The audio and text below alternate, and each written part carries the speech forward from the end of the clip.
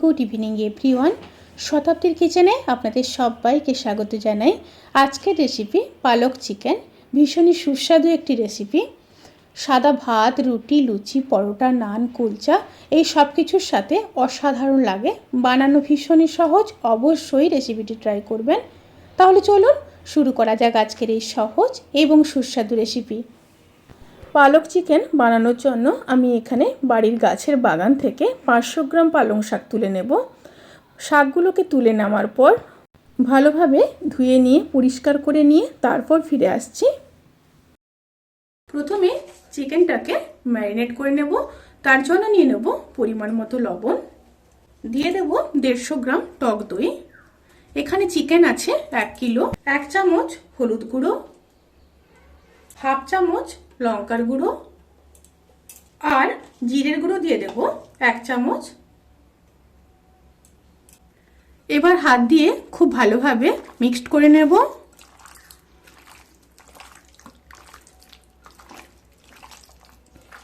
চিকেনটাকে অতি অবশ্যই 2 থেকে 2.5 ঘন্টা ম্যারিনেশনে রাখার চেষ্টা করবেন।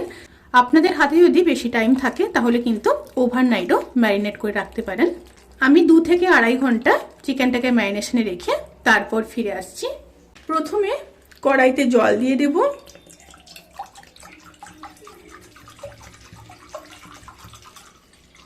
জলটা গরম হয়ে আসা পর্যন্ত অপেক্ষা করব। জলটা ফুটতে শুরু করেছে। এই সময় ধুয়ে পরিষ্কার করে রাখা পালং শাকগুলোকে দিয়ে দেব। এখানে পালং শাক আছে 500 গ্রাম। এবার দিয়ে দেব 1 চামচ চিনি আর দিয়ে দেব হাফ চামচ লবণ। একটু নেড়ে নেব। অবশ্যই চিনি আর লবণ দেবেন, তাতে করে পালং শাকের কালারটা কিন্তু পারফেক্ট থাকবে। খুব ভালোভাবে মিশিয়ে নিলাম। এবার গ্যাসের ফ্লেমটাকে অফ করে দেব। অফ করে 5 মিনিট এই গরম জলের মধ্যে রেখে দেব, তারপর ছেঁকে নেব। এবার খুব ভালো মতো ছেঁকে নেব।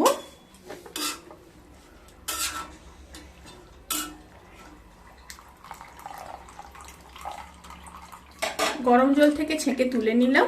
এবার ঠান্ডা করে নেব। এবার একটা বোলের মধ্যে জল নিয়ে নিয়েছি। জলের মধ্যে কিছুটা বরফ দিয়ে দেব। এক্ষেত্রে আপনারা ঠান্ডা জলও ব্যবহার করতে পারেন, বরফ যদি হাতের কাছে না থাকে। এবার পালং শাকগুলোকে ঠান্ডা জলের মধ্যে দিয়ে দিলাম।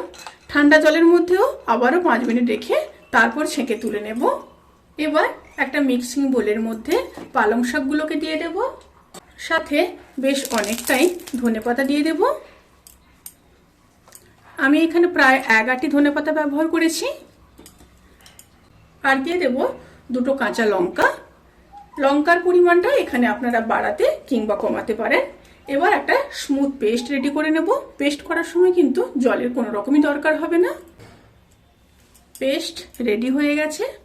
এবার চলুন মূল রান্নায় ফেরা যাক। প্যানের মধ্যে সরষের তেল দিয়ে দেব। তেলের মধ্যে দিয়ে দেব 2টো শুকনো লঙ্কা আর দিয়ে দেব গোটা গরম মশলা, এলাচ, লবঙ্গ, দারচিনি। এলাচটাকে আমি থেতো করে নিয়েছি। সাথে দিয়ে দেব হাফ চামচ গোটা জিরে। একটু নেড়ে নেব। তেল থেকে যখন সুন্দর একটা স্মেল বেরোতে শুরু করবে সেই সময় দিয়ে দেব কেটে রাখা বড় সাইজের 5 পিস পেঁয়াজ। পেঁয়াজগুলোকে হালকা ব্রাউন কালার করে ভেজে নেব। তারপর ফিরে আসছি। পেঁয়াজগুলো যখন হালকা ব্রাউন কালার করে ভাজা হয়ে যাবে সেই সময় দিয়ে দেব 1 চামচ রসুন বাটা আর দিয়ে দেব 1 চামচ আদা বাটা। আবারও খুব ভালো মতো মিশিয়ে নেব। মিশিয়ে নিয়ে 1 থেকে 1.5 মিনিট কষিয়ে নেব। খুব ভালো মতো কষিয়ে নেওয়ার পর এবার দিয়ে দেব কেটে রাখা 3টা বড় সাইজের টমেটো। আবারও খুব ভালো মতো মিশিয়ে নেব। মিশিয়ে নিয়ে 1 থেকে 1.5 মিনিট কষিয়ে নিয়ে তারপর ফিরে আসছি। খুব ভালো মতো কষানো হয়ে গেছে। এবার ম্যারিনেট করা মাংসটাকে দিয়ে দেব।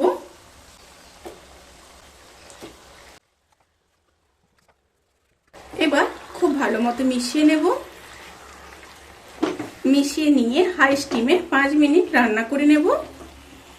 এই সময় কিন্তু অতি অবশ্যই স্টিমটাকে হাই রেখে মাংসটা কষাতে হবে। 5 মিনিট পরে ফিরে আসছি।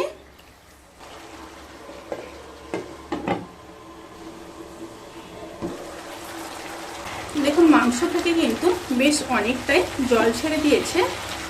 এবার ভালোভাবে মিশিয়ে নেব।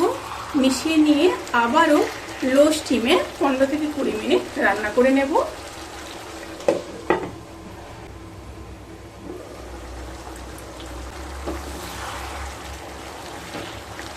চিকেনগুলো কিন্তু প্রায় 50% সেদ্ধ হয়ে গেছে। এই সময় দিয়ে দেব পেস্ট করে রাখা পালং শাক।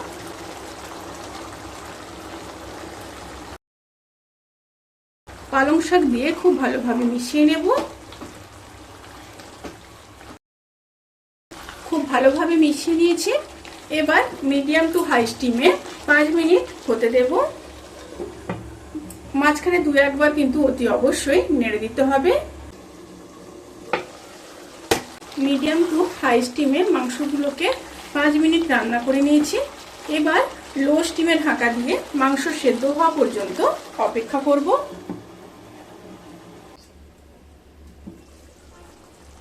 চিকেনটা কিন্তু খুব ভালোভাবে কুক হয়ে গেছে। এবার উপর থেকে 1 চামচ ঘি দিয়ে দেব। 1 চামচ গরম মশলার গুঁড়ো দিয়ে দেব। খুব সামান্য চিনি দিয়ে দেব টেস্ট ব্যালেন্স করার জন্য। আপনারা যদি না চান তাহলে কিন্তু স্কিপ করতে পারেন। আর দিয়ে দেব কিছুটা কাসুরি মেথি হাতে ক্রাশ করে। উপর থেকে 2 চামচ ফ্রেশ ক্রিম দিয়ে দেব। খুব ভালোভাবে মিশিয়ে নেব। খুব ভালোভাবে মিশিয়ে নিয়েছি। এবার গ্যাসের ফ্লেমটাকে অফ করে দেব। অফ করে ঢাকা দিয়ে 10 থেকে 15 মিনিট স্ট্যান্ডিং টাইমে রেখে তারপর সার্ভ করব। রেসিপিটি কেমন লাগলো প্লিজ কমেন্ট করে জানাতে কিন্তু ভুলবেন না। যদি ভালো লেগে থাকে তাহলে সাবস্ক্রাইব করে পাশে থাকা বেল আইকন প্রেস করে নোটিফিকেশান অল করে রাখবেন। তাতে করে আমি যত রেসিপি দেব সমস্ত লিঙ্ক আপনাদের কাছে পৌঁছে যাবে। আপনারা সবাই ভালো থাকবেন, সুস্থ থাকবেন, সাবধানে থাকবেন। আজকের মতো এই পর্যন্ত। পরের ভিডিওর জন্য অপেক্ষা করুন। টাটা।